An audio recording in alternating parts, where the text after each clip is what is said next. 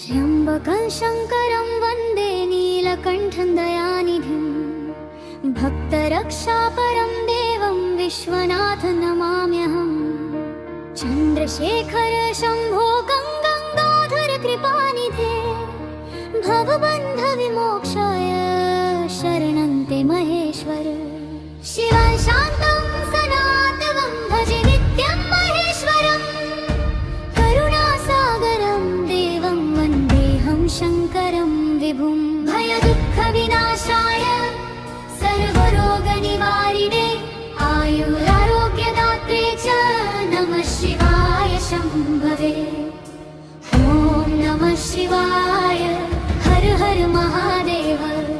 शिवोऽहं शिवोऽहं शान्ति शान्ति शान्ति।